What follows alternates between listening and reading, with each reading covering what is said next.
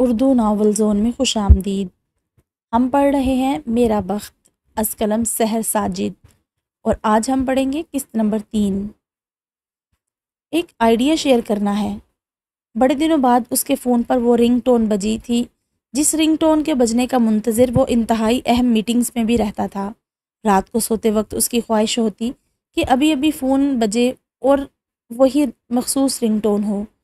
Videos وہ بلا ناگہ upload کر رہی تھی، کام میں بھی قدرے بہتری آئی تھی، وہ لائن پکڑ رہی تھی اور بخت لائن سے ہٹتا جا رہا تھا۔ ذرا دیر وہ اس پیغام پر نظریں جمائے بیٹھا رہا۔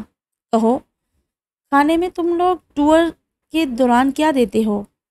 کڑاہی، کبھی قورمہ، کبھی بریانی، چائے کے ساتھ سنیکس وغیرہ۔ میں سوچ رہی تھی کہ اگر میں تمہارے کسی ٹور کے لیے سنیکس یا سینڈوچ بنا دوں اور جن ڈبوں میں وہ پیک ہوں ان پر میرا رابطہ نمبر وغیرہ، میرے پروگرام کا نام، انسٹا، فیس بک اور یوٹیوب کی آئی ڈیز ٹائپ ہوں، تو میرے خیال میں یہ ایک پریکٹیکل آغاز نہ ہوگا۔ اس کا واٹس ایپ میسج آیا تھا۔ ارے واہ، یہ تو کمال آئیڈیا ہے۔ اسے سچ میں اچھا لگا۔ تمہاری کمپنی کی ایڈورٹائزمنٹ بھی کر دوں گی اپنی ویڈیو میں۔ اس نے گریننگ فیس والا ایموجی بھیجا۔ جی آپ کا یوٹیوب چینل تو جیسے 10 ملین کراس کر چکا ہے نا؟ اس نے ایک ابرو چڑھاتا ایموجی بھیجا۔ کر لو طنز، جی بھر کر اڑا لو مذاق، تم دیکھنا تو صحیح 10 ملین کیا، میرا چینل 20 ملین بھی کرے گا۔ اور بخت نے وہ پیغام دوبارہ پڑھا۔ آپ کو اس پیغام سے کچھ کر دکھانے کی لگن محسوس نہیں ہوئی کیا؟ سر، آپ نے لنچ نہیں کرنا؟ پین نے بلا مبالغہ کوئی تیسری بار اس سے پوچھا تھا۔ پہلی 2 بار تو اس نے معمول سمجھا، مگر اب اس نے گہری سانس بھر کر پین کو دیکھا۔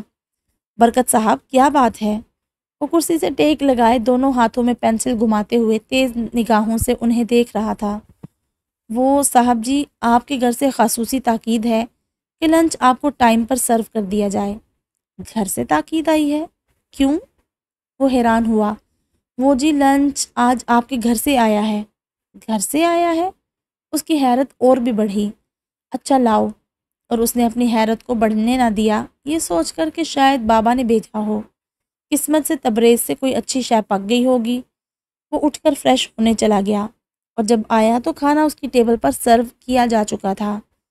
اتنا اہتمام کیوں؟ وہ چونکا نہیں اب کہ اسے تپ چڑھی۔ ٹیبل پر قورمہ، چاول، کباب اور فرنی کی ڈشز سجی ہوئی تھی۔ اتنی فضول خرچی؟ کس کی بارات آئی ہے جو یوں اہتمام کیا گیا ہے؟ تپے ہوئے موڈ کے ساتھ اس نے گھر کا نمبر ملایا۔ نمبر ملاتے ملاتے ایک دم اس کے ہاتھ رکے تھے۔ کھانے کے ساتھ ایک کارڈ بھی تھا۔ اس نے فون واپس رکھا، آگے ہو کر کارڈ اٹھایا، کھولا۔ Thank you for being in my life. یکسطری وہ تحریر اسے سمجھنے میں بالکل بھی دیر نہیں لگی تھی، وہ ادا کی جانب سے تھی۔ مگر کیوں؟ تو کیا؟ اور اس کے لب مسکرا دیے۔ وہ چند لمحے اپنے سامنے سجی چیزوں کو دیکھتا رہا اور پھر سر جھٹک کر ہنس دیا۔ اس نے سیل فون اٹھایا، مگر اب کہ وہ ادا کا نمبر ملا رہا تھا۔ کھانا تو کھا لیتے، ادا نے چھوٹتے ہی کہا تھا، اور وہ کہکا لگا کر ہنس دیا۔ بتاؤ، میرے آفس میں تمہارا مخبر کون ہے؟ تمہیں کیا لگتا ہے مجھے کسی مخبر کی ضرورت ہے؟ میرے خود کے ہاتھ پاؤں سلامت ہیں۔ اس کے لہجے کی کھنک کسی کے دل میں کھنکی تھی۔ What do you mean? Are you here? وہ بولتے ہوئے اٹھ کر دروازے تک گیا۔ اس کا ہاتھ اب ہینڈل پر تھا۔ تمہیں کیا لگتا ہے کہ تمہارا پین اتنا ہی سگڑ ہے کہ یوں کھانا سرو کرتا؟ اس بات پر مڑ کر اس نے میز کو دیکھا اور فون بند کر دیا۔ برکت سچ میں اتنا سگڑ نہ تھا کہ یوں میز سجاتا۔ اس نے دروازہ کھولا اور سامنے وہ تھی، سیاہ لباس میں ملبوس، مسکراتے ہوئے ہونٹ، خوشی سے چمکتا چہرہ، ذرا سی کنفیوز بھی۔ اس کی آنکھوں کے سیاہ جنگل میں جیسے بہار کا موسم اترا پڑا تھا، اور بخت عبد الرحمن نے اس کے لیے اپنے دل کو دھڑکنے بھی نہ دیا۔ ایک بٹ جو مس ہونی تھی وہ بھی مس نہ کرنے دی۔ Welcome madam. مسکراتے ہوئے اس نے اندر آنے کے لیے راستہ دیا۔ یہ لنچ کسی بہت ہی اچھی جگہ پر بھی ہو سکتا تھا۔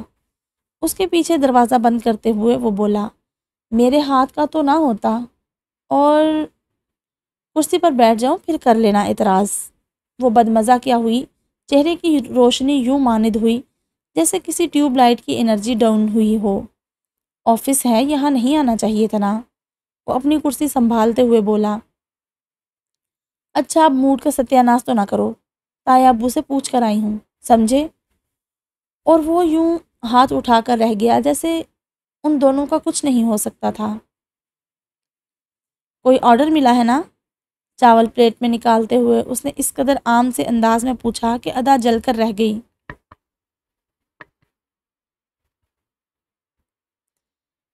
او آئی اسپوائلڈ یور سرپرائز رائٹ؟ ایک لمحے کے لیے رک کر اس نے اس انداز سے کہا کہ مقابل آرام سے ذرا سا تل ملا جائے۔ ادا کے کندھے ڈھلک گئے، چہرہ لٹک گیا۔ Bakht, is there anything on earth that can surprise you? وہ دونوں ہاتھ سر پر رکھے ذرا سا آگے ہو کر نہایت ہی بے چارگی سے بولی تھی۔ اس سوال پر اس کا منہ تک جاتا ہاتھ یک لخت رکا۔ اس نے ترنت نظر اٹھا کر اسے دیکھا اور پھر ایک دم چمچ چھوڑ کر وہ ڈھیلا پڑا۔ مگر مسئلہ یہ ہے کہ وہ شے زمین پر ہے ہی نہیں، وہ آسمانوں سے اترتی ہے، اور جب کبھی وہ مجھے حیران کرنے کے لیے آسمانوں سے اتری تمہیں ضرور بتاؤں گا۔ تمہیں نہیں تو پھر کسے بتاؤں گا؟ اس کے لہجے میں جیسے کچھ کانچ سا تڑخا۔ کیا آرڈر ملا؟ ادا کو خود پر سوال سے باز رکھنے کے لیے اس نے فوراً ہی گفتگو کا رخ موڑ دیا، اور ادا کا چہرہ ایک بار پھر ٹیوب لائٹ بن گیا۔ ایک سالگرہ کا سنیکس کا آرڈر ہے، وہ جو تمہیں بنا کر دیے تھے نا ٹور کے لیے، انہی میں سے ایک صاحب ہیں جنہوں نے اپروچ کیا ہے۔ دیکھو بخت، میرا آئیڈیا کام کر گیا۔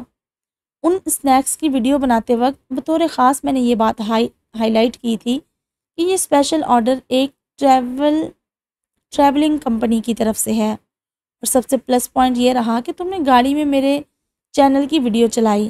ذائقہ تو آگے ہی میرے ہاتھ میں تھا، اور یوں انہوں نے مجھ سے رابطہ کیا۔ میں بہت خوش ہوں۔ وہ مسکرا کر اس کی بات سننے کے ساتھ ساتھ کھانا بھی کھا رہا تھا۔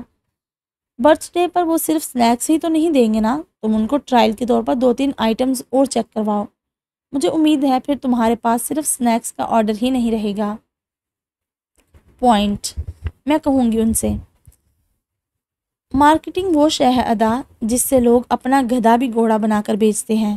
میں تم سے یہ نہیں کہہ رہا کہ تم کسی گدھے کو گھوڑا بناؤ، بی جینون، مگر یہ چیز تو سیکھنی پڑے گی کہ ایک کلائنٹ آپ کے لیے کتنا بینیفیشل ہو سکتا ہے۔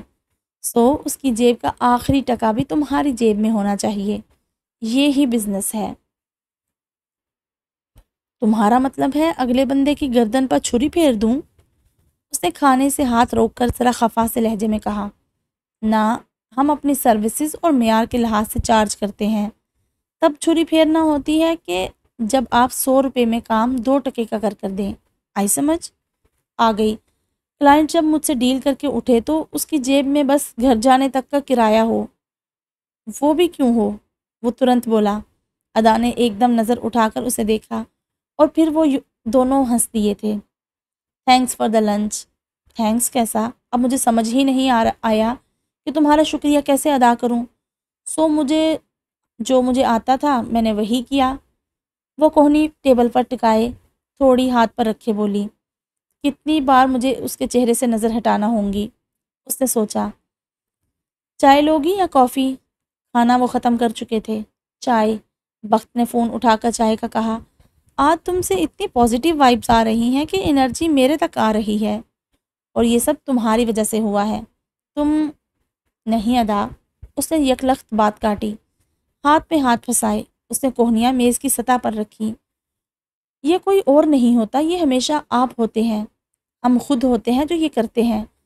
بس بات اندر کے جن کو جگانے کی ہوتی ہے، اور یہ جن کبھی ناکامی ہوتی ہے، کبھی احساس محرومی، کبھی غصہ، اور کبھی دکھ، درد، کوئی واقعہ، کسی کی کہی بات، کسی کا ساتھ۔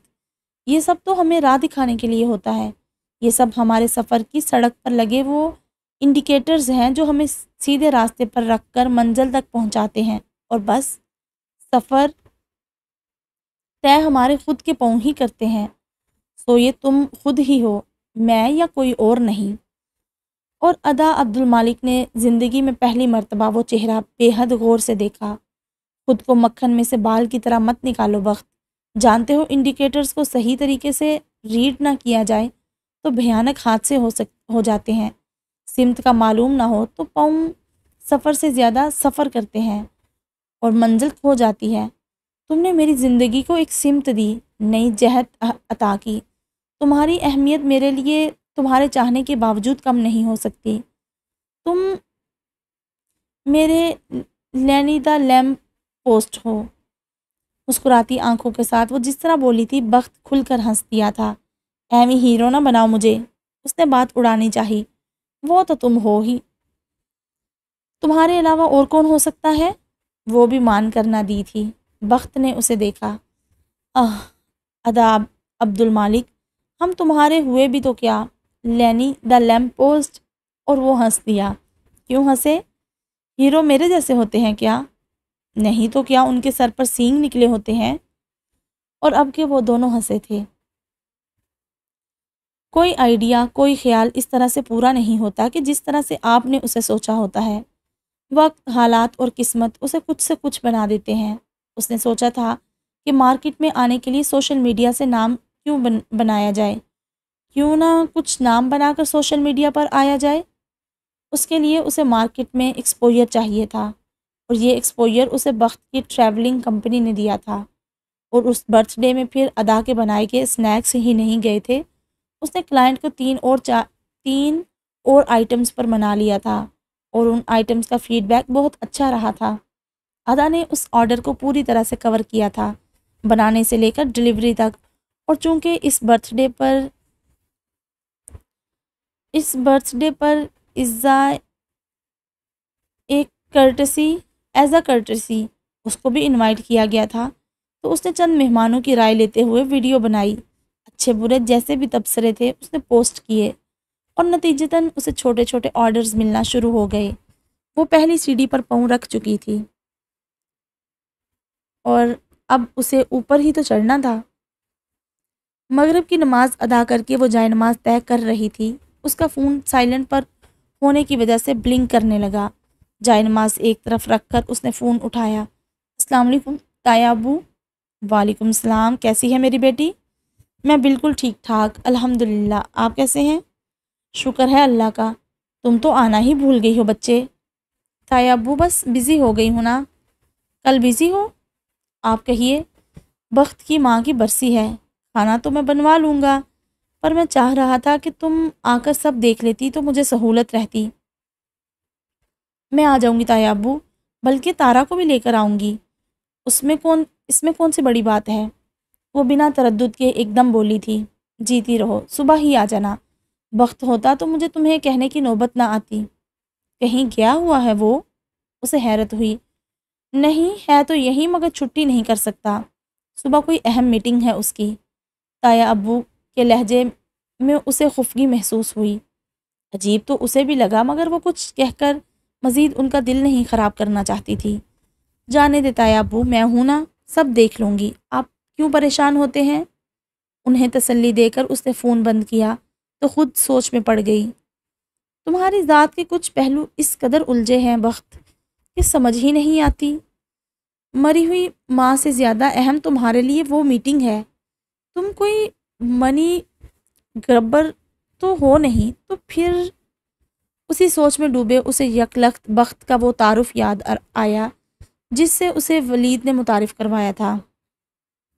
گاڈ، آج پہلی بار میں نے تم میں اس بخت کی جھلک دیکھی ہے جسے میں ولید اور تائی کے ذریعے سے جانتی تھی۔ اس کے دل کو کچھ ہوا، اس کی آنکھیں کسی سوچ کی گہرائی ناپتی تھی۔ لیکن بخت، وہ اٹھی، کھڑکی کھولی، میرے دل میں یہ یقین موجود ہے کہ تم وہ نہیں ہو سکتے جو میں نے تمہیں سمجھا، مگر وہ رائی کہاں ہے جس کا پہاڑ بنا؟ کیا ہے وہ؟ تھی بھی یا پھر؟ اور سوچ اپنا جال آنکھوں سے باہر ذہن تک پھیلائے جا رہی تھی۔ تبریز یار، پانی پلانا۔ تھکے ہوئے انداز میں صوفے پر بیٹھتے ہوئے دونوں بازو دائیں بائیں صوفے پر پھیلائے سر بیگ پر گرا کر اس نے آنکھیں بند کی۔ چند لمحوں بعد اسے ٹیبل پر گلاس رکھنے کی آواز آئی۔ سیدھا ہو کر گلاس اٹھانا چاہا تو ہاتھ فضا میں ہی رک گیا۔ تم کب آئی؟ وہ ایک دم سیدھا ہوا۔ جملہ مکمل کر کے اس نے گلاس اٹھا لیا۔ صبح سے۔ کھانا کھاؤ گے؟ نہیں، بس ایک کپ چائے لوں گا، پلیز تبریز سے کہہ دو۔ اچھا، کہہ کر وہ مڑ گئی۔ بخت نے ایک پل اسے جاتے دیکھا۔ السلام علیکم بخت بھائی۔ تارا کی آواز پر اس نے نگاہ بدلی۔ وعلیکم السلام، تم بھی آئی ہو؟ تایا ابو نے بلایا تھا، آج ہدا آنٹی کی برسی ہے نا؟ بابا کہاں ہیں؟ ابھی اپنے کمرے میں گئے ہیں۔ اچھا، ذرا کچن میں پیغام دے دو، میری چائے بابا کے کمرے میں پہنچا دے۔ جی صحیح۔ تارا کچن کی طرف چلی گئی اور وہ بابا کے کمرے کی طرف۔ السلام علیکم۔ وعلیکم السلام، جلدی نہیں آگے تم؟ آپ نے ادا کو بلایا ہے؟ کیوں بابا؟ ان کے طنز کو نظر انداز کر کے اس نے خفا سے انداز میں پوچھا۔ تو اور کون یہ سب دیکھتا؟ وہ الٹا بگڑے۔ آپ تو یوں بات کر رہے ہیں جیسے قرۂ ارض پر میڈم ادا صاحبہ کے بغیر کوئی کام نہیں چلتا۔ وہ تڑپ کر رہ گیا تھا۔ اچھا ٹھیک ہے، اسے نہ بلواتا اور اتنا کھانا جو آرڈر کیا وہ سب ضائع ہو جاتا، یا پھر تم اپنے بوڑھے باپ سے یہ توقع کرتے ہو کہ وہ یہ سب مینج کر لے گا؟ سرد رویہ یہ باور کروانے کے لیے کافی تھا کہ آخر انہیں غصہ کس بات کا تھا۔ بابا میں نے کہا تھا نا آپ سے کہ میں جلد آ جاؤں گا تو؟ اور انہوں نے کچھ کہا نہیں، بس وال کلاک پر ایک نظر ڈالی اور اس نے ایک گہری سانس بھر کر گردن نیچے کو ڈھلکائی، زانوں پر دونوں ہاتھ پھیرتے ہوئے ایک اور ٹھنڈی سانس بھری۔ فائن، میں تھوڑا لیٹ ہو گیا مگر تھوڑا؟ ابرو اچکا کر پوچھا گیا۔ اللہ اکبر!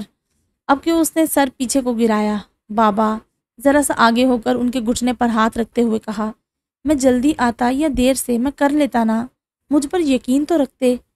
آپ نے ناحق ان دونوں کو تکلیف دی۔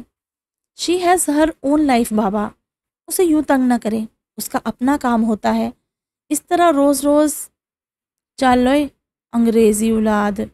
If she has her own life, then I have a right on her life. Don't I have?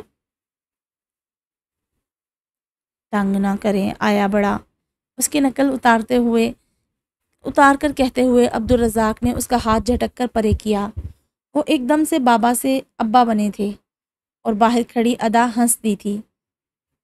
Excuse me, اس نے سر اندر کر کے کہا، آپ دونوں کی باتیں سنتے ہوئے یہ چائے ٹھنڈی ہو گئی ہے، میں دوبارہ بنا کر لاتی ہوں۔ اور صحیح کہا آپ نے دایا ابو، آپ کا حق ہے مجھ پر، اور بخت کبھی کبھی اپنے ارد گرد کے لوگوں پر اعتماد بھی کر کے دیکھ لیتے ہیں، ان کی مدد لینے سے کسی کا قد چھوٹا نہیں ہو جاتا۔ اتنا کہہ کر وہ چائے بنانے چلی گئی اور بخت اس نے ایک نظر جاتی ادا پر ڈالی اور دوسری باپ پر۔ یو دیسی پیپل، اسے سر گرا کر یوں ہلایا جیسے کہتا ہو کہ کچھ نہیں ہو سکتا آپ لوگوں کا، اور عبدالرزاق ہنس دیے۔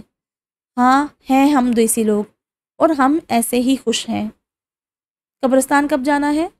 بخت اٹھتے ہوئے بولا۔ چائے پی لو تو پھر چلتے ہیں۔ پہلی بار وہ بخت کی ماں کی قبر پر آئی تھی۔ فاتحہ پڑھ کر بے ساختہ اس نے بخت کو دیکھا۔ اس کے چہرے پر کچھ ڈھونڈنا، کچھ کھوجنا چاہا، مگر وہ ویسا ہی پرسکون تھا۔ بخت، بارشوں سے تمام قبروں کی مٹی بہہ گئی ہے، ٹائم نکال کر مٹی تو ڈلوا دینا۔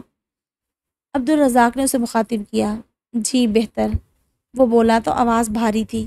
ادا نے بلا ارادہ اسے دیکھا۔ گھر چلے اب تایا ابو؟ تارا کے کہنے پر بخت نے مڑ کر اسے دیکھا۔ گاڑی میں بیٹھے آپ لوگ، میں آتا ہوں۔ اور قبرستان سے باہر نکلتے ہوئے ادا نے پلٹ کر ایک نظر اسے دیکھا۔ وہ وہیں قبر کے نزدیک پینٹ کو گھٹنوں سے پکڑ کر ذرا سا اوپر اٹھاتے ہوئے پنجوں کے بل بیٹھا تھا، ہاتھوں کو ایک دوسرے میں پھنسائے، ہونٹوں سے لگائے، سر جھکائے۔ وہ اتنا مغموم دکھتا تھا کہ ادا کے دل کو ہاتھ پڑا۔ تایا ابو؟ اس نے آگے چلتے ہوئے عبدالرزاق کو آواز دی۔ انہوں نے پلٹ کر سوالیہ نظروں سے اسے دیکھا۔ بخت اپنی امی سے بہت اٹیچڈ تھا کیا؟ کون سا بچہ اپنی ماں کے ساتھ اٹیچ نہیں ہوتا ادا؟ وہ عام بچوں سے بہت مختلف بچہ تھا۔ وہ تو غیر معمولی حد تک اپنی ماں کے قریب تھا۔ سمجھو اس کی دنیا ماں سے شروع ہو کر ماں پر ہی ختم ہوتی تھی۔ اس نے یوں اسے اپنے آپ میں سمیٹ رکھا تھا کہ ماں کے بنا وہ ایسا تھا جیسے خام سونا، کوئی صورت کوئی شبیہ بن ہی نہ پائے۔ اور اس کے پاس ماں ہی تو تھی، بہت اٹیچ تھا، اتنا کہ یہ جو کچھ بھی ہے یہ جو کچھ بھی آج ہے اپنی ماں کی وجہ سے ہے۔ صرف میرے پر ہوتا تو شاید یوں کامیاب نہ ہوتا۔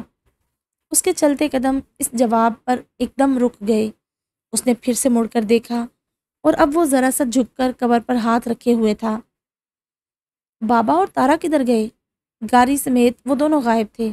جب وہ قبرستان سے باہر آیا تو وہاں صرف ادا تھی۔ تبریز کی کال آ گئی تھی، ان کے کوئی درینہ دوست آئے ہیں گھر پر کافی عرصے بعد۔ تمہیں ڈسٹرب کرنا مناسب نہیں سمجھا تو تارا کو لے کر چلے گئے۔ تمہیں بھی لے جاتے؟ اب کہاں میرے ساتھ لوکل میں دھکے کھاؤ گی؟ کہا تھا تایا ابو نے، میں نے کہا تم پریشان ہوگے ہمیں نہ پا کر، سو رک گئی۔ میں فون کر لیتا یار۔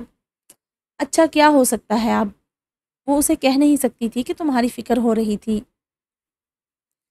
چلو اب یہاں سے پیدل چلنا پڑے گا، مین سے ٹیکسی ملے گی۔ سڑک کے دونوں اطراف درختوں سے گھرے ہوئے تھے، پتے سبز سے زرد ہو رہے تھے، یوں کہ آدھے سبز آدھے زرد۔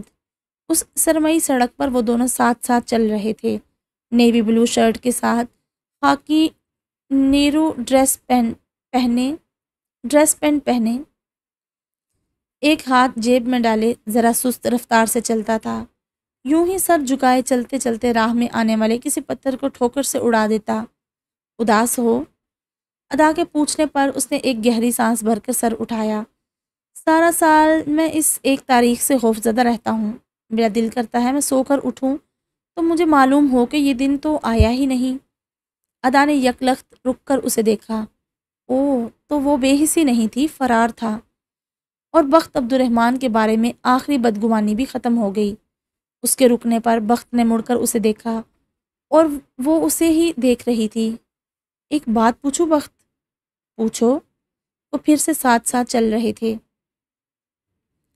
تائی نے تمہارا امیج خاندان بھر میں غلط پورٹری کیوں کیا؟ تو تمہیں معلوم ہو گیا کہ وہ غلط تھا۔ اس کے چہرے کو دیکھ کر وہ آج کے دن کی پہلی مسکراہٹ مسکرایا۔ اب بھی نہ ہوتا؟ وہ جیسے شرمندہ ہوئی۔ انسیکیورٹی، وہ بولا، ایک عورت جس نے ملکہ بن کر راج کیا ہو اور ایک دن آپ اسے بتائیں کہ تمہارے تخت کا شراکت دار آ گیا ہے تو وہ کیا کرے گی؟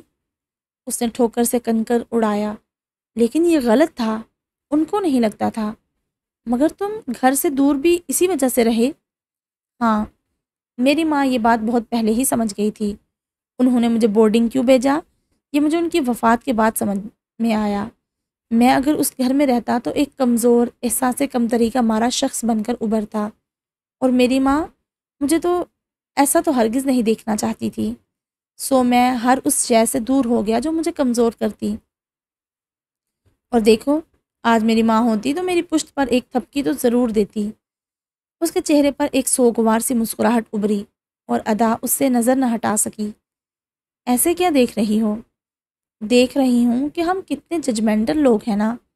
مجھے جب آج کے دن گھر پر تمہاری غیر موجودگی کا معلوم ہوا تو میں نے سوچا تم ایک اچھے بیٹے نہیں ہو۔ ہاں، آج کے دن چھٹی کرتا، گھر پر بھرے ہوئے پیٹوں والے لوگوں کو بلوا کر کھانا کھلاتا، خود چاہے ایک سپارہ بھی نہ پڑتا، مگر انتظامات کے چکر میں لوگوں سے ضرور پڑھواتا، جو پڑھتے کم بولتے زیادہ۔ ہاں، تب میں ایک اچھا بیٹا ہوتا۔ تمہیں معلوم ہے یہ سب کرنا مجھے کیسا لگتا ہے؟ اس کے لہجے میں کاٹ تھی۔ کیسا؟ سارٹ آف سیلیبریشن، بخت نے کہا۔ میری ماں کو تو میرے ہر اچھے عمل کا ثواب بلا واسطہ پہنچے گا، تو پھر یہ سب کیوں؟ میں کسی یتیم خانے میں کھانا بھیجوں آج کے دن، یا سال کے کسی بھی دن قرآن پڑھوں، کسی کے ساتھ نیکی کروں آج کے دن یا سال کے کسی بھی دن، اس کا ثواب ویسے ہی پہنچتا ہے۔ نیک اولاد صدقہ جاریہ ہے، تو پھر خاص اس دن یہ سب کرنے کی وجہ؟ کسی کی موت کو بھی بھلا منایا جاتا ہے۔ اور وہ چپ کی چپ رہ گئی۔ بابا کو یہ سب کر کے سکون ملتا ہے تو بس میں منع نہیں کرتا، گو کہ میں اس دن سے خوف زدہ رہتا ہوں، پر اس کا آنا تو طے ہے۔ تو میرا دل کرتا ہے جب یہ دن آئے تو ٹھیک اسی دن میں ایک اور کامیابی حاصل کروں۔ میں لاشعوری طور پر سارا سال آج کے دن کے لیے محنت کرتا ہوں، اور معلوم ہے آج مجھے کیا ملا؟ کیا؟ ادا کو حیرت ہوئی۔ بخت رک کر عین اس کے سامنے کھڑا ہوا، دونوں ہاتھ جیبوں میں ڈالے اس کے چہرے کو دیکھتے ہوئے وہ انتہائی دلکشی سے مسکرایا۔ میں نے ٹور کمپنی کے لیے اپنی گاڑی خرید لی ہے۔ اور جب اس کا دایاں ہاتھ جیب سے باہر آیا تو اس میں ایک چابی تھی۔ بخت! ادا کا منہ کھل گیا۔ بے ساختہ اس نے دونوں ہاتھ گالوں پر رکھے۔ اس خبر پر اس کی آنکھیں نم ہوئی تھی۔ ماں کو بتا کر آیا ہوں۔ ناک سے سانس اندر کھینچتے ہوئے اس کی آواز گیلی تھی۔ اس کے حلق کو کسی شے نے بے دردی سے کاٹا اور آنسو ادا کی آنکھ سے گرا۔ تم جیسا بیٹا ہر ماں کا نہیں ہوتا بخت، تم واقعی میں اپنی ماں کا بخت ہو۔ وہ بولی تو آواز لرز رہی تھی۔ کاش امی ہوتی۔ جھکا ہوا سر اٹھا کر دور کہیں دیکھتے ہوئے اس نے اس حسرت سے کہا کہ ادا کی سسکی بے قابو ہوئی تھی۔ دونوں ہاتھوں سے چہرے کو ڈھانپ کر آنکھیں صاف کرتے ہوئے ادا نے خود کو کمپوز کرنا چاہا تھا، اور وہ جیبوں میں ہاتھ ڈالے دور کہیں دیکھتے ہوئے لب بھینچتے ہوئے تھا۔ کوئی ٹیکسی گزری ہی نہیں۔ ادا نے خود کو اور اسے اس لمحے سے نکالنا چاہا۔ بس مین روڈ تھوڑی ہی دور ہے۔ اور پھر سے وہ ساتھ ساتھ چلنے لگے۔ ان کے پاس سے 2-3 ٹیکسیاں گزری تھی۔ وہ دونوں ہی یوں انجان بنے کہ جیسے معلوم نہ ہوا ہو، اور ان دونوں نے ہی ایک دوسرے سے اپنے یہ احساسات چھپائے تھے۔ عبدالرزاق شام میں ان دونوں کو گھر چھوڑ آئے تھے۔ تارا نے صبح کالج جانا تھا ورنہ وہ رہ جاتی، اور اب وہ دونوں باپ بیٹا ڈنر کر رہے تھے۔ میں نے ولید اور تمہارا پراپرٹی شیئر الگ الگ کر دیا ہے، اس کے حصے کے کاغذات اسے میل کروا دینا، ضرورت ہوئی تو آ کر خود ہی لے لے گا کاغذات۔ ان کے کہنے پر بخت نے ہاتھ روک کر انہیں دیکھا۔ میرے حصے میں کیا آیا ہے؟ وہ نہایت تیکھی نگاہ سے انہیں دیکھ رہا تھا۔ اس سوال پر عبدالرزاق نے سیدھا سیدھا اس کی آنکھوں میں دیکھا۔ جو میں نے مناسب سمجھا۔ ان کا لہجہ بے لچک تھا۔ بابا! اس کے کندھے ڈھلک گئے۔ آپ انصاف کریں گے، کوئی بے انصافی ہوئی تو میں خود وہ چیز اسے ٹرانسفر کر دوں گا۔ جو کچھ اس نے کیا ہے اس سب کے باوجود تم میرے باپ نہ بنو۔ وہ غصے میں آ گئے۔ اس سب کا وراثت کے حصے سے کوئی لینا دینا نہیں، یہ اس کا ایک ذاتی فعل تھا۔ وہ آپ کا بیٹا ہے اور اتنے سال اسی نے آپ کو سنبھالا، ساتھ دیا، محض اپنے فائدے کے لیے۔ اور یہ بھی اس کا ذاتی فعل ہی ہے کہ وہ پاکستان آئے، اپنی ماں کی قبر پر جائے، پر ادھیڑ عمر باپ کی شکل دیکھنے تک کا روادار نہ ہو۔ اس بات پر بخت نے ان کا چہرہ دیکھا۔ کس نے بتایا آپ کو؟ تمہیں لگتا ہے کہ سارے شہر کی خبریں تمہارے پاس ہی ہیں؟ مجھے تو اس دن کا بھی معلوم ہے کہ جس دن اس نے ایئرپورٹ پر قدم رکھا تھا۔ اور بخت کے ذہن میں ایک دم کلک ہوا۔ عبد المالک، اس کے چچا سول ایویشن کے ملازم رہے تھے، سو ان کے تعلقات اب بھی اس ادارے میں موجود تھے۔ اور تم کیوں اتنا اچھا بن رہے ہو؟ اب کہ انہوں نے طنز کیا۔ آپ کیا چاہتے ہیں؟ ساری عمر ولید اور اس کی ماں نے خاندان بھر میں جو ڈنڈورا پیٹا میں اسے سچ ثابت کر دوں؟ اور وہ آپ کی اولاد ہے۔ میں چاہے جو بھی ہوں تو آپ کا بھتیجا ہی نا۔ میرے والد کا جو بنتا ہے وہ آپ ضرور دیں مجھے، مگر میں آپ سے کچھ لینا نہیں چاہتا۔ وہ ولید کا ہے۔ آپ میرے اور اس کے لیے ایسے مسائل پیدا نہ کریں کہ ہم دونوں ہی مستقبل میں کورٹ کچہریوں کے دھکے کھاتے پھریں۔ آنیسٹلی میرے پاس اس سب کے لیے وقت نہیں۔ اور یہ دیکھیں، اس نے اپنے دونوں ہاتھ ان کے سامنے کیے۔ ہاتھ سلامت ہے میرے، کندھے توانا ہیں، میں خود کما سکتا ہوں۔ آپ کیوں وہ کام کرنا چاہتے ہیں جس سے عمر بھر کے لیے آپ اس کی شکل کو ترستے رہیں؟ وہ بیٹا ہے آپ کا۔ اس نے تو پھر بزنس مانگا ہے، دے دوں کیا؟ چند لمحے خاموش رہ کر وہ سرد لہجے میں بولے، اس نے مانگا ہے؟ وہ شاکڈ ہوا۔ کب؟ کبھی کبھار فون آ جاتا ہے اس کا۔ پھر بزنس میں سے اسے صرف میرا حصہ ملے گا، وہ بھی تب تک کا جب تک تم نے اسے نہیں سنبھالا۔ رہ گیا یہ گھر تو اس میں بھی تمہارے باپ کا حصہ ہے، یہ آبائی گھر ہے ہمارا۔ عبد المالک کو اس کا حصہ دے کر لے لیا تھا یہ گھر میں نے، عبد الرحمن کا حصہ ابھی رہتا ہے، جو بھی حصہ بنتا ہے وہ مجھے دے کر آپ یہ گھر دے دیں اسے۔ نہیں، اب کی بار یہ نہیں ہوگا۔ تو وہ الجھا، تم میرے حصے کی رقم مجھے ادا کرو گے، اب کی بار تم میرا حصہ خریدو گے اور عبد المالک کا حصہ میں تمہیں ہدیہ کروں گا، یہ گھر کہیں نہیں جائے گا۔ بابا، انداز بے بسی لیے ہوئے تھا۔ بخت ادا کو طلاق دے کر اس نے اپنی ماں کا بدلہ لیا ہے۔ میں جانتا ہوں اس سے مجھے تکلیف پہنچائی، مگر وہ میری اولاد ہے، میں اسے تکلیف نہیں پہنچا سکتا، مگر میں اسے یہ ضرور باور کرواؤں گا کہ اس نے اپنے دونوں ہاتھوں سے کیا شیک ہوئی، فیملی، خاندان۔ وقت وہ جیسی زندگی جینا چاہتا ہے جیے، شادی کر لی نا اس نے، اچھی بات ہے، اور اب اللہ اسے اس کے جیسی ہی اولاد دے۔ ان کے لہجے کے دکھ نے بخت کو اندر تک کاٹ دیا تھا۔ تبریز، انہوں نے آواز دی، اٹھا لو یار کھانا، اب دل ہی نہیں رہا۔ سست انداز میں کہتے ہوئے وہ اٹھ کر لاؤنج میں چلے گئے۔ بخت نے ایک نظر اپنی پلیٹ کو دیکھا اور پرے کھسکا دی۔ وہ کھانا پلیٹ میں چھوڑنے کا عادی نہیں تھا، پر اب اس کا دل سخت دکھا تھا۔ تبریز، برتن اٹھا کر بابا کے لیے قہوہ اور میرے لیے چائے لے آنا، وہ کہہ کر ان کے پیچھے گیا تھا۔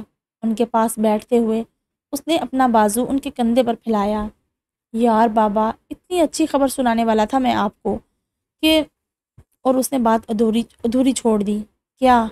انہوں نے سر اس کے بازو سے ٹکا کر آنکھیں موند لی۔ اپنی ٹور کمپنی کے لیے گاڑی خرید لی ہے میں نے۔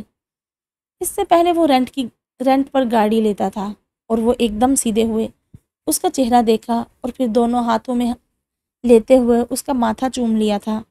اللہ مبارک کرے، برکت ڈالے۔ اور بخت نے مسکرا کر ذرا سا جھک کر ان کا ہاتھ اٹھا کر چوم لیا۔ ان دونوں کا تعلق اس قدر گہرا اور اس قدر مضبوط تھا کہ کوئی دوسرا رشتہ اس گہرائی کو پاٹ نہیں سکتا، ولید عبد الرزاق بھی نہیں۔ یہ اسی دن کی رات تھی۔ کھڑکی کے بند شیشے کے پار سارے عالم پر چھائی ہوئی رات خنک تھی۔ تارا کب کی سو چکی تھی اور باوجود ایک مصروف دن کے اسے نیند نہیں آ رہی تھی۔ کرسی پر بیٹھی شال کی بکل مارے دونوں پاؤں اوپر کیے وہ کرسی کی بیک پر سر ٹکائے ہوئے تھی۔ اس کا دل اداس تھا۔ کتنے قریب سے دیکھا تھا نا۔ آج ادا کو اندازہ ہوا اپنی ذات کے گرد دیواریں کھڑی کرنے والا وہ خود نہیں تھا، یہ وہ لوگ تھے جب سے یہ رشتے والی بات چلی تھی اس کا آنا ذرا زیادہ ہوا تھا۔ وہ اب بھی ویسا ہی تھا۔ ضرورت سے کوئی بات کی، نہیں تو خاموش۔ بابا نے کچھ پوچھا، نہایت تمیز سے جواب دیا۔ کوئی بحث ہے تو ایک آدھ بات کرے گا۔ وہ آج بھی گھل مل جانے والی شخصیت نہیں تھا، لیکن تب کیا لگتا تھا؟ روڈ، کولڈ، بے پرواہ شخص۔ لوگوں کو بنا جانے ہم کتنے آرام سے اور کتنے یقین سے ان کے بارے میں رائے قائم کر لیتے ہیں۔ ہم یہ کیسے کر سکتے ہیں بھلا؟ کسی کے حالات و واقعات کو نظر میں رکھے بغیر کسی کے بارے میں رائے بھلا کیوں کر قائم کی جا سکتی ہے؟ ہم کسی کے بارے میں اچھے گمانوں سے سوچتے ہی نہیں، ہم 70 بدگمانیاں پال لیتے ہیں اور پھر خود کو اسی میں حق بجانب بھی سمجھتے ہیں۔ واٹ اے پٹی! اس نے جیسے خود کا استہزاء اڑایا۔ تمہارے اور میرے حالات میں کس قدر فرق ہے۔ تم نے بنا باپ کے پرورش پائی، پھر ماں نہ رہی، اور پھر ولید اور تائی، لیکن پھر بھی تمہاری شخصیت میں کجی ڈھونڈنے سے ہی ملے گی۔ تم کس قدر سنبھلے ہوئے ہو، ہیڈ اسٹرانگ لائن اپ ہو، اور میں جس نے ایک مکمل گھر، ماں باپ کے زیر سایہ، نہایت موافق حالات میں زندگی کی تمام تر سہولتوں کے ساتھ پرورش پائی، مگر میری شخصیت کس قدر بوگس رہی۔ ادا نے سوچا، بخت عبد الرحمن، میں تمہارے معیار تک نہیں پہنچ سکتی، تمہاری شخصیت کی عمدگی کو نہیں پا سکتی۔ تم ایک نہایت ہی مہذب اور اپنی جیسی شریک حیات کے مستحق ہو۔ تم میرے جیسی خالی دل خالی ذہن عورت کے لائق نہیں ہو۔ گو کہ مجھے تمہارے سہارے کی ضرورت ہے، گو کہ تم بحیثیت شریک حیات ایک بہترین انتخاب ہو، لیکن نہیں بخت عبد الرحمن، اب کی بار میں تمہیں زندگی سے ایک اور سمجھوتا کرنے پر مجبور نہیں کروں گی۔ میں تمہاری شکر گزار ہوں، لیکن میں خود کو بوجھ کی طرح تمہاری زندگی پر لاد نہیں سکتی۔ تمہارا یہی احسان بہت ہے کب تک تم دوسروں کے بھگتان برتے رہو گے؟ کب تک؟ ادا عبد المالک وہ ایک گہری سانس بھر کر کرسی سے اٹھی. It's the time. کرسی کے سامنے دونوں بازو سینے پر باندھے اس کے جبڑے بھنچے ہوئے تھے. ابروؤں کے درمیان 2 بل نمایاں تھے. سختی سے ہونٹ بند کیے مگر سر اٹھا ہوا. ہاں، اس کی آنکھ نم تھی اور وہ یوں دکھتی جیسے اس ابھر آنے والی نمی سے وہ شدید خفا ہو. دونوں ہاتھ سر کے پیچھے باندھے وہ پشت کے بل اٹس دا ٹائم. دونوں ہاتھ سر کے پیچھے باندھے وہ پشت کے بل بیڈ پر یوں لیٹا تھا کہ آدھا جسم اوپر اور ٹانگیں نیچے تھی. جوتے تک نہیں اتارے اور وہ چھت کو پلک جھپکائے بنا تکتا رہا. باوجود شدید خواہش کے، باوجود اس کے کہ تم سے پہلے اور تم سے بعد کوئی اور تم سا نہ ہوگا، میں یہ نہیں کر سکتا. جانتا ہوں کہ تم سے اظہار کروں تو تم انکار نہیں کرو گی، مگر میں تمہیں زیر بار نہیں کرنا چاہتا. ایسے تعلق خراج کی حد میں تھوڑی باندھے جاتے ہیں. آخر میں تمہیں اس حالت میں لاؤں ہی کیوں جہاں تمہیں لگے کہ ہاں میں اپنی زندگی دے کر بخت عبد الرحمن کا احسان اتار سکتی ہوں. پر ادا عبد المالک، تمہاری زندگی ہی تو نہیں چاہیے، دل چاہیے. محبت ملے گی کیا؟ سمجھوتا نہیں چاہیے، روح کا بندھن چاہیے. ہو پائے گا کیا؟ نہیں، یہ آزمائش ہے اور ایسی کڑی آزمائش میں کیوں مبتلا کروں تمہیں؟ بخت عبد الرحمن کا کیا ہے؟ اس کے تو بخت میں ہی یہ لکھا ہے، پی جاؤ، برداشت کرو، صبر کرو، تم پر بھی صبر کر لیا جائے گا. پر ادا عبد المالک، ایک بات میں تمہیں شدت سے بتانا چاہتا ہوں. میرے علاوہ اور کون شخص ہوگا کہ جس نے تمہاری پرسکون زندگی کی خواہش کی ہو، تمہیں خوش دیکھنا چاہا ہو؟ یہ خوشی تمہیں میرے ساتھ ملتی ہوتی تو کیا تم کہہ نہیں دیتی؟ جاؤ ادا عبد المالک، میں نے تمہیں اپنی محبت سے آزاد کیا. اڑو اور آسمان چھو لو کہ میں واحد شخص ہوں کہ جس کی آنکھیں تمہیں آسمان کو چھوتا دیکھنا چاہتی ہیں. میں صرف تمہیں خوش دیکھنا چاہتا ہوں. بخت نے سوچا. بخت عبد الرحمن. اس نے ایک نم گہری بوجھل سانس اندر کو کھینچی. تو تمہیں کسی کو ڈھونڈنا ہوگا، کسی ایسے کو جو تم سے محبت کرے، ایسی شریک حیات جسے تمہاری چاہ سے غرض نہ ہو. And it's the right time. اور جو بات ادا نے سب سے آخر میں سوچی تھی وہ بخت کی پہلی سوچ تھی. آج کی صبح بہت بوجھل تھی. وہ حسب معمول کمپوزڈ تھا، مگر آج آفس جانے کے لیے کی جانے والی تیاری میں وہ بات نہیں تھی. اس کے کندھے ڈھلکے ہوئے تھے، ہاتھ سست پڑ رہے تھے، اور آج تیار ہوتے ہوئے اس نے حسب معمول تبریز کو آواز بھی نہیں دی. تبریز، ناشتہ وقت پر مل جانا چاہیے. بخت بھائی، آپ کس دن میری وجہ سے لیٹ ہوئے ہیں؟ تبریز کی تپتی ہوئی آواز آتی. باوجود اس کے کہ وہ معمول کی یہ تنبیہ کرنا نہیں بھولتا تھا. اس نے آئینے میں خود کو دیکھا. اس کے حلق سے کچھ نیچے اترتا دکھائی دیا. اس کے جبڑے بھنچ گئے. ماتھے پر 2 پل نمایاں ہوئے. لائٹ گرے ڈریس شرٹ کے ساتھ ڈارک گرے نیرو ڈریس پہنے، شرٹ کے ہم رنگ ڈارک گرے ڈاٹس والی ٹائی لگائے، بنا جرابوں کے مکیشن پہنے وہ ایک بھرپور مرد تھا. خود کو دیکھتے ہوئے وہ ایک دم دونوں ہاتھ ڈریسنگ ٹیبل کے کناروں پر رکھ کر جھکا. چند لمحے آنکھیں بند کر کے نہ جانے وہ کس شے کو ضبط کرتا رہا. پھر جب سیدھا ہوا تو وہ اضطراری کیفیت کسی حد تک قابو میں آ چکی تھی، اور پھر اس نے اپنا سیل فون اٹھایا تھا. رات کو دیر سے سونے کی وجہ سے وہ صبح بھی دیر سے اٹھ سکی تھی. 10:30 ہو رہے تھے. تارا کالج جا چکی تھی. کمرے کے باہر ایک سکوت چھایا ہوا تھا. ایسا ہی سکوت اسے خود پر، اپنی ذات پر، اپنے دل پر چھایا ہوا محسوس ہوا. منہ پر ہاتھ پھیرتے ہوئے اس نے اس تاثر کو زائل کرنا چاہا.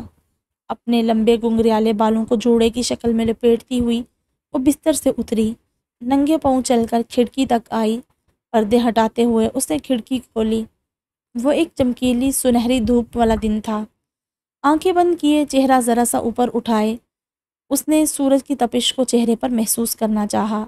چند لمحے وہ یوں ہی آنکھیں بند کیے کھڑی رہی، تپش تو چہرے پر پڑتی نہیں تھی، وہ کہیں اوپر جا پڑتی تھی۔ بے چارگی سے آنکھیں کھول کر اس نے کندھا کھڑکی سے ٹکایا۔ یہ سو ہارڈ والی فیلنگز کیوں آ رہی ہیں؟ وہ جن احساسات کا شکار نہیں ہونا چاہ رہی تھی، ٹھیک وہی احساسات اس پر حاوی ہو رہے تھے۔ اور یہ تو طے تھا، اٹل تھا، یہ تو کرنا ہی تھا نا، نہ کیے بنا بھلا کیا چارہ تھا۔ بڑے بوجھل دل کے ساتھ وہ کھڑکی سے ہٹی، خون اٹھاتے ہوئے ہاتھ جیسے شل ہو رہے تھے۔ اگر ولید سے شادی ایک غلطی تھی تو کہیں بخت سے انکار فاش غلطی نہ بن جائے۔ اس ایک دم آنے والی سوچ سے اس کے حلق میں سے کچھ نیچے اترتا محسوس ہوا۔ اس جیسا کوئی ملے گا کیا؟ اور اس کے ہاتھ کپ کپائے۔ اس جیسی عزت، اس جیسا مان کوئی دے پائے گا کیا؟ ابھی تو ایک زندگی پڑی تھی۔ دل پر اس قدر شدید ضرب پڑی کہ بے ساختہ اس نے آنکھیں میچ لی۔ محبت کسے چاہیے زندگی سے اب؟ عزت سے جینا ہے اب تو۔ اس داغ کے ساتھ جو بے قصور ہوتے ہوئے بھی ماتھے پر لگ گیا تھا، دل کو جیسے کسی نے 2 انگلیوں سے مسلا تھا۔ اور بخت کے علاوہ کوئی اور ایسا مل گیا تو یقیناً میں بختاور ہی ہوں گی۔ اور میں اتنی بختاور ہوتی تو ولید یوں مجھے رسوا کرتا؟ ہونٹ لرز رہے تھے، ناک ضبط کی وجہ سے سرخ ہو رہی تھی، آنکھوں میں جیسے مرچیں سی بھر گئی تھی۔ دل کی اتنی ساری ٹیمپٹیشنز پر دماغ کا ایک فیصلہ بھاری رہا۔ وہ خود غرض نہیں تھی، وہ چاہ کر بھی اس حالت سے باہر نہیں نکل پا رہی تھی، پر یہ تو کرنا ہی تھا نا، نہ کیے بنا کیا چارہ تھا بھلا۔ بڑے بھاری دل کے ساتھ اس نے فون اٹھایا، سوائپ کیا، پیٹرن لگایا، واٹس ایپ چیٹ کھولی اور آگے بخت کا پیغام موجود تھا، اٹس دا ٹائم ادا۔ اور اس کا دل دھک کر کے رہ گیا۔ دن کے بعد شام معمول کی طرح ہر گھر میں اتری تھی، عبد المالک کے گھر پر بھی اور عبد الرزاق کے گھر پر بھی۔ بخت اور عبد الرزاق لاؤنج میں بیٹھے ٹی وی اسکرین پر نظریں جمائے فٹ بال میچ دیکھ رہے تھے۔ سامنے میز پر ڈرائی فروٹ ٹرے رکھی ہوئی تھی۔ بخت نے آگے جھک کر چند نٹس مٹھی میں اٹھائے، انہیں پھانکتے ہوئے اس نے ایک نظر عبد الرزاق کو دیکھا۔ وہ موبائل پر کسی سے چیٹ کر رہے تھے، وقتاً فوقتاً اینک کے اوپر سے ایک نظر LED پر بھی ڈال لیتے اور کوئی نہ کوئی جملہ داغ دیتے۔ عبد المالک کے گھر میں شام کے کھانے کی تیاری کی جا رہی تھی۔ ادا اور اس کی ماں کچن میں تھی۔ ادا روٹیاں بیل رہی تھی اور وہ سینکتی جا رہی تھی۔ اس نے کتنی دفعہ ماں کا چہرہ دیکھا، حلق تر کیا، ذرا سا کھنکار کر گلا صاف کیا، مگر پھر جب ماں کے چہرے کو دیکھتی تو ساری ہمت ہوا ہو جاتی۔ دوسری طرف بخت کا منہ چل رہا تھا، اس کی نظریں اسکرین پر مگر دماغ کہیں اور تانے بانے بن رہا تھا۔ ایک لمحے کے لیے اس کا چلتا منہ رکا، اس کی آنکھوں کی پتلیاں ذرا دیر کو ساکت ہوئی اور پھر اس نے ہاتھ بڑھا کر ریموٹ اٹھایا، والیوم کم کیا۔ بابا؟ وہ متوجہ ہوئے۔ وہ قاضی صاحب ہیں نا اپنے، وہ کہہ رہا تھا۔ اس کی ماں توے سے روٹی اتار کر ہاٹ پاٹ میں رکھنے کو مڑی۔ ماں کی پشت کو دیکھتے ہوئے اس نے جلدی جلدی سے ذہن میں جملے ترتیب دیے، لیکن جیسے ہی امی مڑی سارے جملے گڈمڈ ہو گئے، تتر بتر ہو گئے۔ ادا کے کندھے ڈھلک گئے اور اس نے ایک گہری سانس بھر کر جیسے ہار مانی تھی۔ اسے امی کا متوقع رد عمل ڈرا رہا تھا۔ اور ادھر عبد الرزاق کہہ رہے تھے، بھائی کیا ہوا قاضی صاحب کو؟ ہاں، وہ لیگل ایڈوائزر تھے ان کی کمپنی کے۔ موبائل کو سائڈ پر رکھتے ہوئے وہ پورے کے پورے اس کی طرف متوجہ ہوئے۔ ان کی بیٹی سے ملے ہیں آپ کبھی؟ شاید ملا ہوں، مگر تم کیوں پوچھ رہے ہو؟ میں ملا ہوں، لا پڑھ رہی ہے اور پھر اکثر قاضی صاحب کے آفس میں آتی جاتی رہتی ہے۔ تو وہ ابھی تک بات کا سرا پکڑ نہیں پائے تھے۔ آئی ایم انٹرسٹڈ ان ہر، اس نے اتنے آرام اور عام سے انداز سے کہا تھا کہ عبد الرزاق کو لگا انہیں سننے میں غلطی ہوئی۔ کیا کہا تم نے؟ ایک جھٹکے سے انہوں نے صوفے سے لگائی ہوئی ٹیک چھوڑی۔ یہی کہ اچھی لڑکی ہے، ذرا پتہ کروائیں اس کا۔ وقت لہجے میں حیرانی جمع دکھ بھی تھا۔ بابا، اسے رسان سے کہتے ہوئے ان کے گھٹنے پر ہاتھ رکھا، اگر یہی کرنا تھا تو اس کا اتنا وقت کیوں ضائع کیا؟ وہ سخت دکھی ہوئے۔ وقت اس نے مانگا تھا، اگر آپ کو یاد ہو تو۔ اور وہ جیسے لاجواب ہوئے، چند لمحے خاموشی کے لیے وقف ہوئے۔ تم انتظار نہیں کر سکتے کیا؟ ان کا لہجہ کمزور تھا۔ اور کتنا بابا؟ پسند کرتے ہو اسے؟ پھر بھی پسند کرنے کا یہ مطلب تو نہیں کہ زندگی میں ٹھیک وقت پر غلط کام کیے جائیں۔ اور اگر اس کا دل مجھ پر راضی نہیں تو پلیز اس کو مجبور نہ کریں، اسے اپنی زندگی جینے دیں۔ ضروری تو نہیں جسے چاہا جائے اسے اپنایا بھی جائے۔ پرسکون انداز، وہی ٹھنڈی مسکراہٹ۔ وہ پھر چپ ہو گئے۔ میں تو سمجھنے لگا تھا کہ تم دونوں میں اچھی خاصی انڈرسٹینڈنگ ہو گئی ہے تو۔ وہ الجھے۔ وہ تو ہے، برملا اعتراف کیا۔ پھر یار، وہ ہنس دیا۔ انڈرسٹینڈنگ کیا بابا، بہت اچھی دوست ہے وہ میری۔ اور پھر بھی ان دونوں باتوں کا مطلب یہ کہیں سے بھی نہیں نکلتا کہ جس سے دوستی ہو، اچھی انڈرسٹینڈنگ ہو، اس سے شادی بھی کر لی جائے۔ وقت، تم مجھے الجھا رہے ہو۔ وہ واقعی سمجھ نہیں پا رہے تھے۔ بابا، اگر آپ اس ساری بات کو شروع سے دیکھیں تو الجھیں گے نہیں۔ پہلے میرا پرپوزل دیا، اس نے انکار کیا، پھر وہاں سے کہا گیا، وہ ولید سے انتقام والی بات گول کر گیا، اور پھر وقت مانگا گیا۔ آپ کو اس سب میں کیا منطق نظر آ رہی ہے؟ وہ اس رشتے پر راضی نہیں۔ یہ اس کی امپلسو حرکات سے صاف نظر آ رہا ہے۔ وہ دباؤ میں ہے۔ اس کے ساتھ پہلے جو ہوا وہ کم نہیں ہے بابا۔ وہ کسی ٹراما، کسی کیفیت سے گزری ہے، اس کا تھوڑا سا اندازہ تو کریں۔ اور پھر اسی شخص کے بھائی کے ساتھ نتی ہو کر اسی گھر میں زندگی گزارنا، یہ آسان نہیں ہے۔ کم از کم اس جیسی لڑکی کے لیے تو بالکل بھی نہیں۔ میں اسے پسند کرتا ہوں، اسی لیے میں نے اس کے ساتھ یہ ظلم نہیں کرنا چاہتا۔ آپ لوگ بھی خدا را یہ مت کریں۔ کیا خدا نے آپ لوگوں کو اس کا بخت دکھا دیا کہ جس کا ضامن صرف عبد الرحمن ہی ہے؟ یہ دنیا اچھے لوگوں سے خالی ہو گئی ہے کیا؟ قرۂ ارض پر کوئی ایک شخص تو بخت عبد الرحمن کے علاوہ ہوگا نا اس کے لیے۔ وہ جیسے ان سے زیادہ خود کو باور کروا رہا تھا۔ آپ نے دیکھا اس میں کس قدر مثبت رجحان پیدا ہوا ہے۔ لیکن یہ بھی تو تمہاری وجہ سے ہوا نا۔ انہوں نے ایک دم بات کاٹی۔ چلے مان لیتے ہیں میری وجہ سے ہوا۔ کیا چاہتے ہیں کہ اپنی اس بھلائی کا بدلہ مانگوں اس سے؟ اور وہ مجبور ہو کر ہاں کہہ دے، اور یہ جو سارا مثبت رجحان اس میں پیدا ہوا، تب وہ 2 سے ضرب لگا کر منفی ہوگا۔ یہ لکھ کر رکھ لیں۔ تھوڑی دیر کے لیے وہ دونوں ہی خاموش ہو گئے۔ کیا تمہاری محبت میں اتنی طاقت بھی نہ ہوگی بخت کہ اسے سنبھال سکو؟ وہ ایک ٹانگ موڑ کر اور ایک زمین پر رکھے صوفے پر بیٹھا تھا۔ اس سوال پر وہ سست روی سے سیدھا ہوا، فوری طور پر جواب نہ دے سکا۔ بحث میری محبت کی تو ہے ہی نہیں بابا، بات اس کی مرضی، اس کے دل کی مرضی کی ہے، اور میرا موقف بس اتنا ہے کہ اسے آزاد چھوڑ دیں، اپنے پیروں پر کھڑا ہونے دے، ایک مستحکم پوزیشن میں آنے دے۔ آپ کو لگتا ہے میں جلدی کر رہا ہوں، مجھے انتظار کرنا چاہیے۔ نہیں بابا، میں تو بس اس کے لیے راہ ہموار کر رہا ہوں، آسان بنا رہا ہوں، تاکہ وہ کسی بھی قسم کے دباؤ کے بغیر اپنے لیے جو چاہے، جیسا چاہے فیصلہ کر سکے۔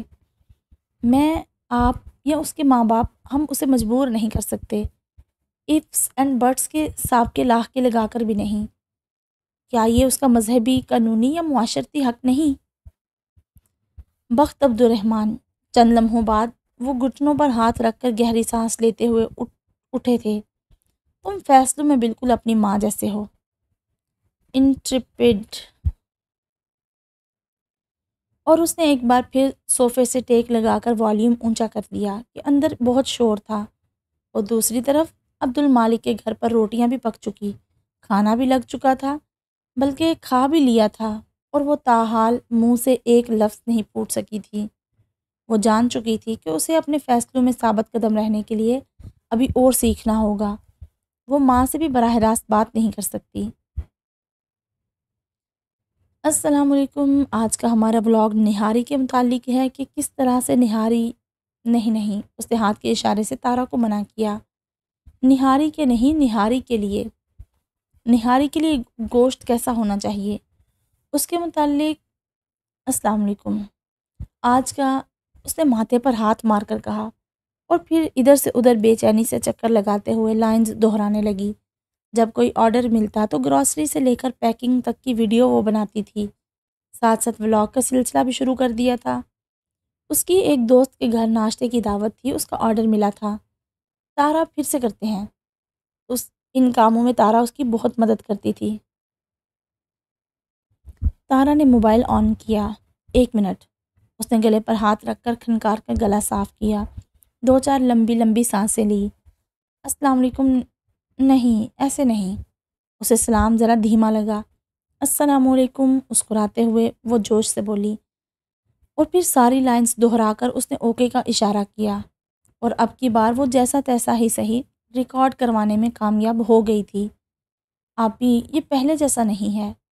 تارا ویڈیو کو بار بار چلا کر دیکھ رہی تھی۔ اچھا چلو جیسا بھی ہے، چلو چلیں، مارکیٹ بھی جانا ہے، وہ اپنی کالی چادر اٹھاتے ہوئے بولی۔ سبزی، فروٹ، گوشت، مسالہ جات، ان سب کے لیے بخت کے تعلقات بڑے کام آئے تھے۔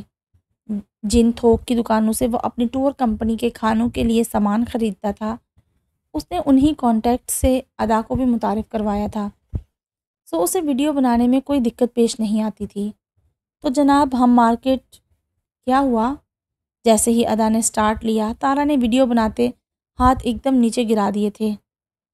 آپی، یہ کام بعد میں کرتے ہیں، پہلے کچھ کھا نہ لے؟ تارا، ہم یہاں، ہاں ہاں معلوم ہے کیا کرنے آئے ہیں، پر ابھی تو چلے نا، کچھ نہیں ہوتا 1 آدھ گھنٹے سے۔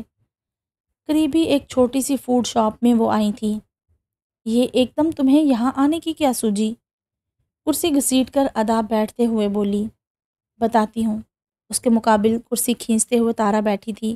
آرڈر کرنے اور سرو ہونے کے بعد تارا اس کی طرف متوجہ ہوئی۔ مجھے آپ ٹینس لگ رہی ہیں، میرے خیال میں جب سے ہم تایا ابو کے گھر سے ہو کر آئے ہیں۔ اس کا منہ تک جاتا چمچ رک گیا، وہ ٹھنڈی پڑی۔ مجھے بتائیں آپی، چھوٹی ہوں، کچھ کرنے کی پوزیشن میں نہیں، مگر آپ شیئر تو کر سکتی ہیں نا؟ تارا اس کے ہاتھ پر ہاتھ رکھ کر بولی۔ ادا نے نظر اٹھا کر اسے دیکھا، اور پھر ذرا سا مسکرا کر تارا کے ہاتھ پر اپنا دوسرا ہاتھ رکھا۔ تارا نے اس کا ہاتھ ہلکا سا دبا کر چھوڑ دیا۔ ہاں میں پریشان ہوں، اس نے آرام سے اعتراف کیا۔ تارا نے اس کے چہرے پر واضح طور پر اس پریشانی کی لہر کو ابھرتے ہوئے دیکھا۔ کس لیے آپی؟ بخت والے معاملے کو لے کر۔ کیوں؟ اور اس نے ٹھہر کر تارا کو دیکھا، پھر ہونٹ دانتوں تلے دباتے ہوئے نظروں کا زاویہ بدلا۔ میں، اس کا دل ڈوب کر ابھرا، انکار کرنا چاہتی ہوں۔ اور تارا کا منہ کھل گیا، وہ اتنی حیران ہوئی کہ کچھ کہہ ہی نہیں سکی تھی۔ ایسا کیوں کرنا چاہتی ہیں آپ؟ بخت بھائی اتنے اچھے تو ہیں، وہ تڑپ کر بولی۔ اچھا ہے اسی لیے تو، ادا نے بڑبڑا کر کنپٹی مسلی۔ تارا، میں، اور وہ جو کچھ بولنے جا رہی تھی اس کی شکل دیکھ کر ایک دم رک گئی۔ تارا، ہاں تارا، کمال ہے، میں پہلے کیوں نہ خیال کیا؟ سنو تارا، وہ آگے کو جھکی، میرا انکار تم امی تک پہنچاؤ گی؟ اور ایسا کہتے ہوئے اس کی آنکھوں، لہجے اور الفاظ میں بڑی بہنوں والا انتہائی روب تھا۔ میں؟ تارا بدکی۔ ہاں تم، اور اگر تم نے آنا کانی کی اور امی ابو مجھ سے پوچھنے آ گئے تو میں کہہ دوں گی کہ میں نے تارا سے کہا تھا کہ آپ کو مطلع کر دے۔ دونوں ہاتھ سینے پر باندھے کرسی کی پشت سے اپنی پشت ٹکائے مسکرا کر بولی۔ آپی، تارا شاکڈ ہوئی۔ چلو شاباش، ختم کرو یہ، پچکار کر کہتے ہوئے اس نے پلیٹ کی طرف اشارہ کیا، پر تارا کے چہرے پر تو ہوائیاں اڑی جا رہی تھی۔ یہ بڑی بہنیں بنا، وہ دانت کچکا کر رہ گئی۔ 7 ماہ 8 دن اور 10 گھنٹے بعد اس کا انکار ماں باپ تک پہنچ گیا تھا، اور اس وقت اس کی پیشی چل رہی تھی۔ امی ابو عین اس کے سامنے صوفے پر بیٹھے تھے، اور وہ کرسی کے ہتھوں پر دونوں ہاتھ ٹکائے بے حس و حرکت۔ امی کچھ کہہ رہی تھی۔ کیا؟ اسے کان لگا کر سننا چاہا تو اپنی ہی آواز آئی، 7 ماہ 8 دن اور 10 گھنٹے۔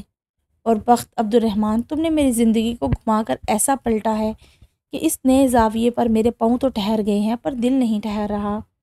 اور وہ ایک دم چونکی، چونک کر سامنے بیٹھے نفوس کو دیکھا۔ امی نے گھٹنا ہلا کر ابو کی طرف اشارہ کر کے کچھ کہا تھا، کیا وہ پھر سے سن نہ پائی، اور اب کی بار ایسا لگا کہ بہت سی آوازیں تھیں، مکھیوں کی بنبناہٹ سے مشابہ، جیسے اس کے ارد گرد کا منظر تو تیزی سے بدل رہا ہے، مگر وہ یوں ہی کرسی کے ہتھوں پر ڈل کے ہاتھوں والے بازو رکھے، گردن ذرا سی ترچھی کیے ساکت تھی۔ اس کے آگے پیچھے کا، دائیں بائیں کا، اوپر نیچے کا منظر جلدی جلدی بدل رہا ہو، پر وہ وہی تھی۔ ان دو نفوس کے منہ تیز تیز چلتے تھے، ہاتھوں کی حرکت میں بھی تیزی تھی، پر وہ اسی پوزیشن میں ساکت تھی جیسے اس کے ارد گرد کی پکچر تو فارورڈ ہو رہی ہے مگر وہ نہیں۔ اور پھر سب ایک دم بھگ سے اڑ گیا۔ اس کی گردن نے آگے کی طرف جھٹکا کھایا، دماغ میں سائیں سائیں ہونے لگی۔ اسے محسوس ہوا جیسے اس کی کرسی کہیں معلق ہے۔ اسے اپنے بھاری پپوٹے کھلے رکھنے میں مشکل پیش آئی۔ ایسا لگتا تھا جیسے زمین آسمان کے درمیان کرسی پر بیٹھے ہوئے وہ کہیں معلق ہے۔ سامنے تا حد نگاہ دن چڑھا نیلا آسمان نظر آتا تھا اور دور دور تک کوئی زی روح نہ تھا۔ ایک سناٹا تھا، گہرا، بہت ہی گہرا، مہیب سناٹا، ایسے جیسے کہ پوری کائنات میں وہ اکیلی بچ جانے والی روح ہے اور کوئی نہیں، کوئی نہیں۔ وہ اس کرۂ ارض پر اکیلی ہے، بالکل اکیلی۔ اور پھر ایک دم ٹرن ٹرن ٹرن، خون بہت زور سے بجا تھا۔ اس آواز سے اس کے جسم کو زبردست جھٹکا لگا تھا۔ اس نے گردن موڑ کر آس پاس دیکھا، وہاں اب کوئی نہیں تھا۔ ٹرن، اتنے میں فون کی آواز دوبارہ آئی اور ادا عبد المالک کی آنکھ بھر آئی۔ اس نے سر ہاتھوں پر گرا لیا۔ ساری کہانی اسی ٹرن سے ہی تو شروع ہوئی تھی۔ یہ ایک بڑی سی مسجد کا منظر تھا۔ بیرونی گیٹ سے ایک سیدھی پختہ سڑک عمارت تک جاتی تھی۔ سڑک کے دونوں اطراف میں سبزہ زار تھے۔ مسجد کی عمارت سرخ اینٹوں سے تعمیر کی گئی تھی، ایسی سرخ کہ جیسے بادشاہی مسجد ہے۔ عمارت کا اونچا بڑا سا لکڑی کا دروازہ اس وقت کھلا ہوا تھا۔ دروازے کے باہر دونوں اطراف میں لوہے کے سٹینڈز پڑے تھے جو جوتوں سے بھر چکے تھے۔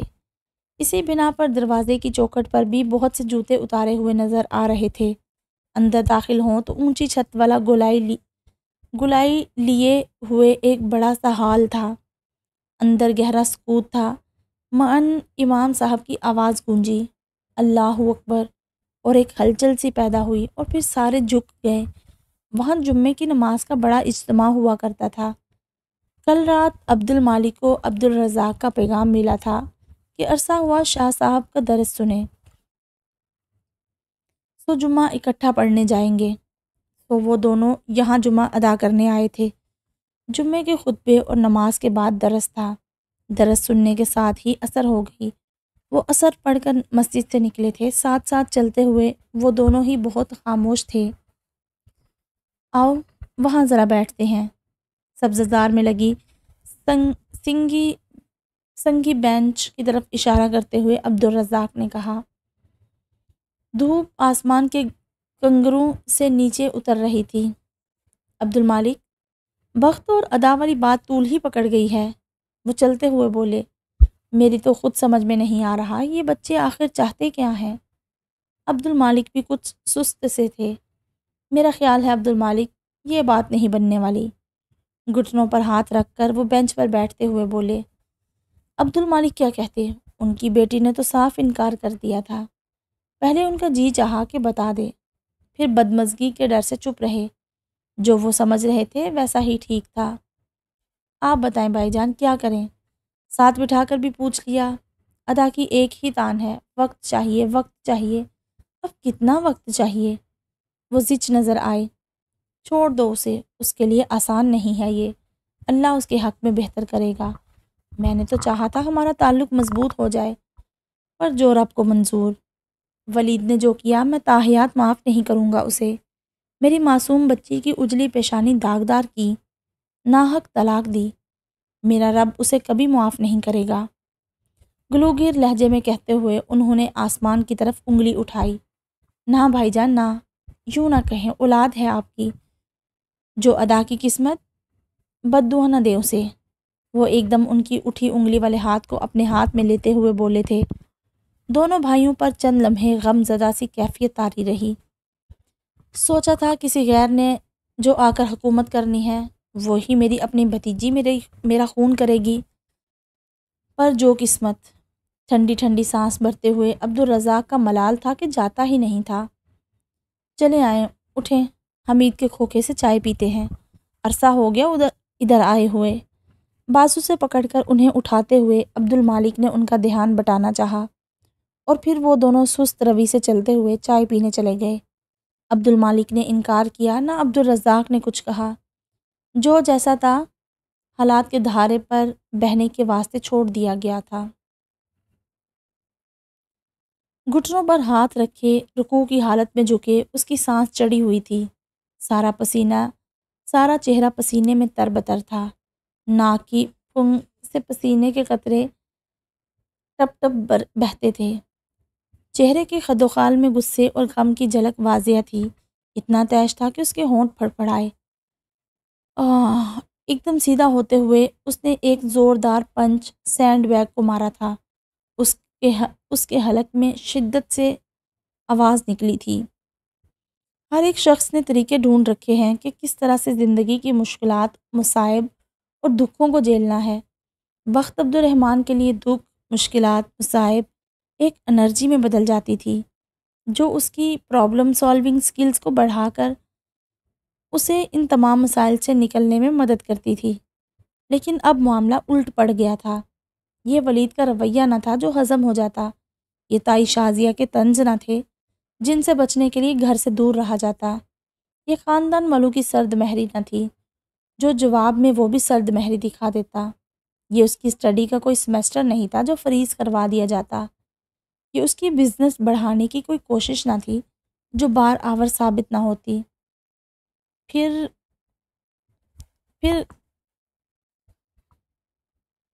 کر لی جاتی۔ یہ ادا عبدالمالک تھی، یہ اس کی محبت تھی۔ اس نے پے در پہ سینڈ بیگ پر وار کیے۔ کیا ہے جو میں اسے اسی سے مانگ لوں؟ کیا ہو اگر میں یہ اظہار کر دوں کہ ادا عبدالمالک، میں نے تمہیں ہمیشہ سے چاہا تھا، پر حالات میرے حق میں نہ ہو سکے۔ سینڈ بیگ جس پر باکسنگ سیکھنے والے پریکٹس کرتے ہیں، شدید قوت لگنے سے پیچھے تک گیا اور پھر واپس اسی رفتار سے آیا۔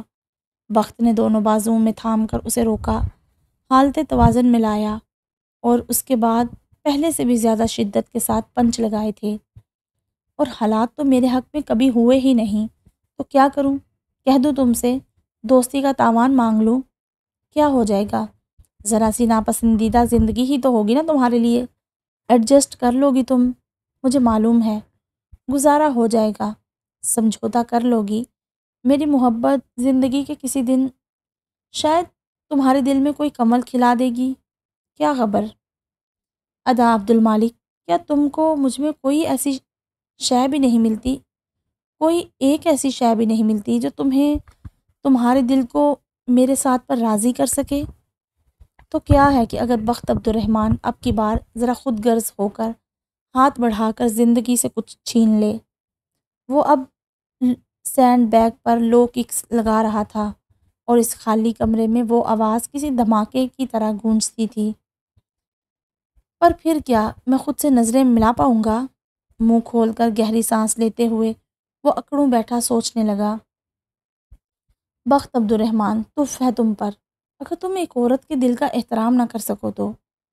اب کہ وہ گرنے والے انداز میں زمین پر بیٹھا تھا، سانسیں سخت بے ترتیب تھی۔ سیکھ جاؤ گے، اس تلخی کو پینا بھی سیکھ جاؤ گے۔ گرنے کے سے انداز میں وہ زمین پر بیٹھا تھا، ٹی شرٹ اور شارٹس میں ملبوس، اس کے دونوں بازو اور ٹانگیں پھیلی ہوئی تھی، سانس دقت سے نارمل ہو رہی تھی۔ زندگی میں پہلی دفعہ ہے کہ بخت عبدالرحمن کے پاس کوئی فگر نہیں ہے، کوئی اندازہ نہیں ہے، کوئی حساب نہیں ہے، کوئی متعین وقت نہیں ہے، کوئی پلان نہیں ہے اس نئی مصیبت سے نبرد آزما ہونے کے لیے۔ اس نے سوچا، اف ادا عبد المالک، تم نے تو میری ساری میتھس ہی بلا دی، چھت کو دیکھتے ہوئے جیسے اس نے خود کا استہزاء اڑایا۔ اس نے سامنے دیکھا اور پھر اپنی بند مٹھی کو ہاتھ کی ہتھیلی میں کچھ زور سے چبھا تھا۔ نہ صرف ہاتھ میں، اس کے دل میں بھی کچھ شدت سے چبھا تھا۔ وہ کیا تھا؟ کوئی احساس یا پھر محبت؟ اور اس کے ساتھ ہی ہماری ایپیسوڈ نمبر 3 مکمل ہوتی ہے۔ تو انشاءاللہ پھر ملتے ہیں ایپیسوڈ نمبر 4 کے ساتھ۔ تب تک کے لیے اللہ حافظ۔